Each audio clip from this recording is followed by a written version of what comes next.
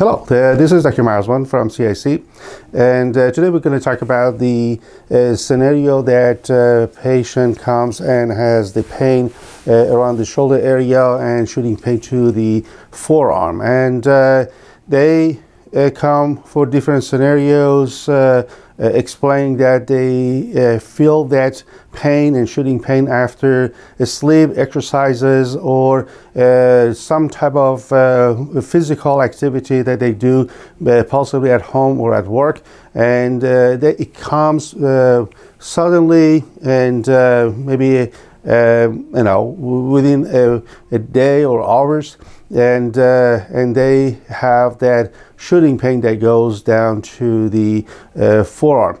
And so in that case, we're going to be seeing that what other symptoms the patient has, if there's anything going on with the neck or other part of the arm and forearm, or the shoulders and the front and the back, and other things that might be helping us to diagnose the patient. But at the this scenario, with that pain, the shoulder shooting pain to the forearm, usually it is a case that a patient has a very tendinous area in the front and the side and right here, where there is a muscle which is called the coracobrachialis, and that coracobrachialis is a very small muscle that attaches to the coracoid process right here, and it goes down to the area right here at the arm bone, and it's a very small muscle that is coming from here to here, this area. And this muscle, which is very small, one of the major function of it is that it does the flexion of the shoulder, and not the elbow, but the shoulder. And there is a nerve that passes through that muscle right there, and that is called the musculocutaneous nerve. So we have the musculocutaneous nerve that passes through that small muscle, which is called the coracobrachialis. That muscle right here, the tightness, and however this muscle is being irritated, the patient feels the pain in this area. And sometimes it gives a little bit distribution of the pain to the side and the top and the front of the chest. But at the same time, this coracoid process that is part of this scapula, the shoulder blade, and this coracoid process has other two muscles attached to it. And one is the short head of the biceps, which causes the elbow flexion, and there's another muscle that goes to the chest area, that's called the pectoralis minor, which is going to be bringing the shoulder in as far as the rotation goes. And so all these activities of this muscle, combination of those three muscles, could be affected by the injury or irritation of this area right here.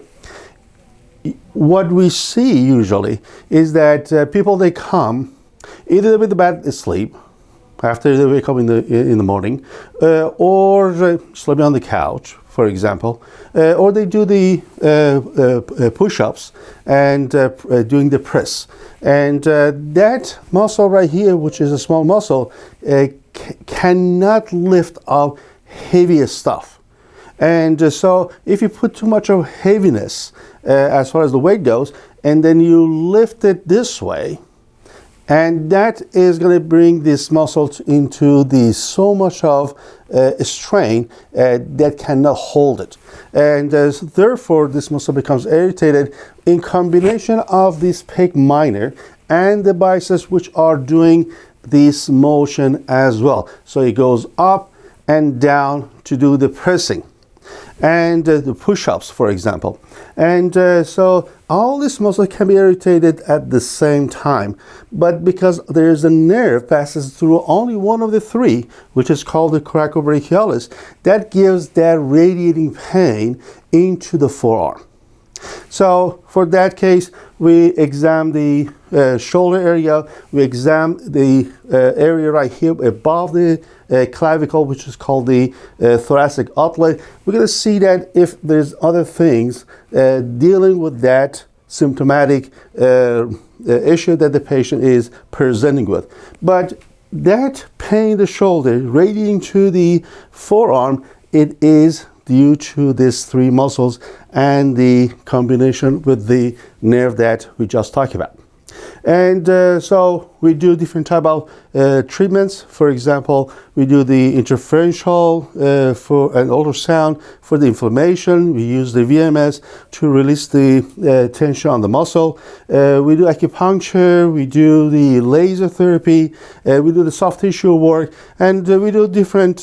We use different tools in order to get that symptoms away. And the cause of all the symptoms away. So if we take care of this area, the pain that radiates to the forearm can also be resolved. And but again, we always talk about the pain complication or complex, and if they become more irritated over time, which we call a chronic case rather than acute, and when it becomes chronic, then the pain diffuse out to different areas of the neck, back, and other areas of the chest. And so sooner the patient comes for the treatment, it is much better result that we get for that case. After this, I'm going to be showing you some PowerPoints showing the muscle and the nerve, and hopefully that would explain it a little bit farther. And hopefully you will enjoy that as well as knowing that what is going on and what you're up to. Thank you. All right, now we're going to continue to show you a few PowerPoint slides to make it a little bit more clear what we were talking about with the shoulder pain, and that radiates the pain down to the forearm, lateral aspect of it. And here we go. This is the coracoid process. This is the front view of the scapula or the shoulder blade. And this is the lateral view. It shows that this coracoid process is moving forward, and that's where that we palpate to see that if it is a tenderness in this area. This is the area that three muscles attached to that process, and that usually very tender in the case that we are interested in. And here is one of the three muscles. This is the coracobrachialis. It's a very short muscle right under the clavicle. And in order to palpate this area, we go below to the lateral aspect or outside of the clavicle, the bony structure. Right underneath, you will feel that there is the protrusion of the bony structure, and by putting some mild to moderate pressure, patient feels very tender in the area. So this is one of the three muscles that we talk about. And here are the other two. This is the short head of the biceps, and here is the cutoff of the pec minor. And this is our old friend coracobrachialis, and it shows that there's a nerve that's passing through here. This is cutting off of some of the muscles. It shows that the nerve is passing through this coracobrachialis, giving supply to the coracobrachialis, the biceps, and this muscle right here, which is called the brachialis, and the nerve is just going down toward the forearm. So this nerve supplies all three muscles right here, the coracobrachialis, biceps, as well as the brachialis. The function of those three muscles are flexion of the shoulder and flexion of the elbow, one way or another. But just want to make sure that we understand the coracobrachialis has nothing to do with the elbow flexion. And so patient feels tenderness around here. We can go down here and feel that this is the tenderness is going to just radiate down here and also radius toward the upper chest area. And here it shows that the nerve is going down. As it travels down, it is going to the forearm. This picture is a nice one for a reason that I'm going to explain to you why this is very interesting. As far as the coloration goes, it shows there's the blue color right here, and here's the pinkish color right here. This is one nerve. That is the musculocutaneous nerve that we talk about, that passes through that the small muscle right here that is called the coracobrachialis. And this nerve has the motor supply to those three muscles right here, but has no sensory input to the arm. But the nerve is going down and gives the supply here to the lateral aspect of the forearm.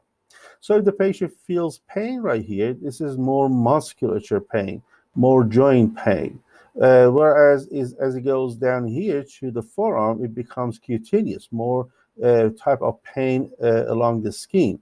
And that is any type of paresthesia, referring to numbness, tingling, pain, and any type of abnormality of sensation can be seen one way or another due to the tightness of this coracobrachialis that the nerve is passing through.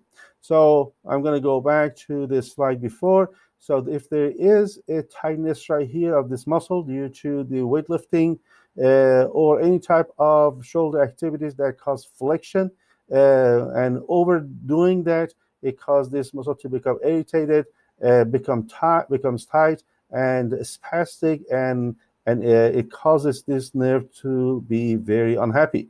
And unhappiness of this nerve, it affects the motor system in the arm, in the front of the arm and the shoulder, as well as it is affecting the sensory below the elbow and the lateral side of the forearm. And one thing that I would like to explain is that the motor system right here may not be affected at the beginning, but the sensory along the lateral side of the forearm will be showing some type of paresthesia, and in the acute case, because the sensory nerves can be affected before the motor nerves are being affected. So without having any motor deficit along the biceps or brachialis, you might see that sensory abnormality along the lateral side of the forearm. But again, the pain is right here, musculature joint, and that pain can radiate to the arm, to the chest, to the back of the shoulder. And again, it is very important to be able to diagnose that issue correctly. But again, a patient can have one area of the injury or could have multiple areas of the injury that is very commonly seen in the other accident, trauma, sport accidents, and so it will be affecting multiple areas, and that the clinician should be aware of the situation in order to give the best care that the patient deserves. And if you have any question, please contact us, CIC, Complete Injury Centers, and we will be more than happy to discuss and explain to you if you have any questions. You have a wonderful day.